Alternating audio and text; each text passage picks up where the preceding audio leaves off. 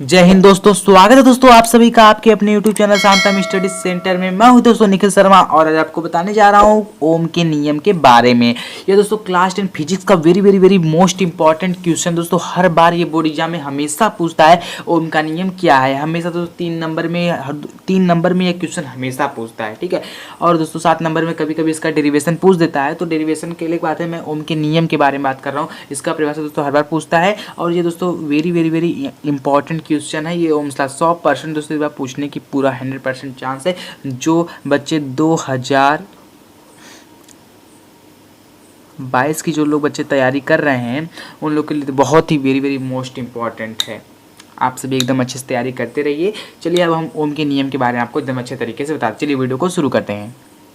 देखिए दोस्तों, करा है ओम का नियम क्या है, ठीक है। ओम का नियम, इसको हम इंग्लिश में ओम्स लॉ कहते हैं, ठीक है। देखिए दोस्तों, ओम का नियम क्या है, पहले हम समझते हैं कि ये ओम क्या है, ठीक है। तो दोस्तों अगर कोई पूछ दे ओम क्या है तो दोस्तों प्रतिरोध होता है। प्रतिरोध को हम कैपिटल आर से दर्शाते हैं। प्रतिरोध का मात्रक ओम होता है। ओम का चिन्ह क्या होता है, तो ये होता है, ठीक है। जिस तरीके से मैं बनाया हूँ ये दोस्तों क्या है, ये ओम का साइन है। और ये तो रहा दोस्तों पूरा बेसिक बात। यदि कोई पूछे प्रतिरोध का मात्रक क्या होता है, ओम होता है। और ओम का साइन कैसे होता है, तो इस तरीके से होता है, ठीक है। अब दोस्तों हम ओम के नियम के बारे में समझ लेते हैं, आखिर ओम का नियम है क्या, ठीक है। देखिए ओम का नियम यानी ओम्स लॉ। ओम के नियम के अनुसार जब भौतिक अवस्था जैसे ताप आदि समान रहे तो चालक में प्रवाहित होने वाली धारा चालक के सिरों पर लगने वाले विभवांतर के समानुपाती होता है।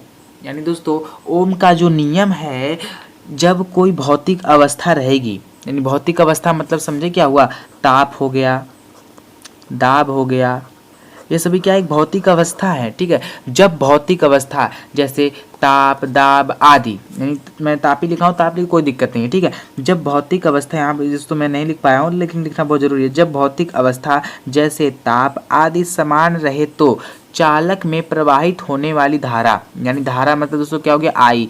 चालक में प्रवाहित होने वाली धारा चालक के सिरों पर लगने वाले विभवांतर के समानुपाती होती है।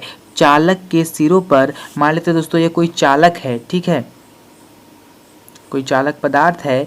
तो क्या है, जब इसमें हम मान लेते हैं कोई करंट फ्लो करते हैं, जब हम इसमें जब धारा को क्या कर रहे हैं, धारा को जब हम इसमें बहा रहे हैं, जब इसमें करंट को हमने जब फ्लो किया तो क्या हुआ, इसके अंदर धारा प्रवाहित हो रहा है, ठीक है। लेकिन इसके दो सिरे बने हुए हैं, एक ये ध्रुव है तो एक ये है, एक ये पोल है एक ये पोल है, यह दोनों क्या इसका सिर है, ठीक है। तो यही कर रहा है, इसके चालक के सिरों पर, चालक के, ये तो हमारा क्या है दोस्तों, चालक है।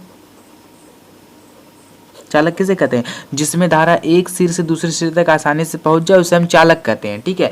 देखिए तो जब जब धारा को हम इसमें प्रवाहित किए, चालक है, सीधी बात एक सिर से दूसरे सिर में आसानी से पहुंच जाएगी, ठीक है। लेकिन हमें समझनी बात यह है कि करा है कि जब भौतिक अवस्था जैसे ताप आदि समान रहे, जब पूरा दाब आदि जब पूरा क्या समान रहे तो चालक में प्रवाहित होने वाली धारा, ये चालक है, चालक में प्रवाहित होने वाली धारा चालक के सिरों पर, ये चालक के सिरों पर लगने वाले विभवांतर के क्या होती है, समानुपाती होती है। या तो आप अनुक्रमानुपाती भी कह सकते हैं। समानुपाती अनुक्रमानुपाती मतलब एक ही होता है।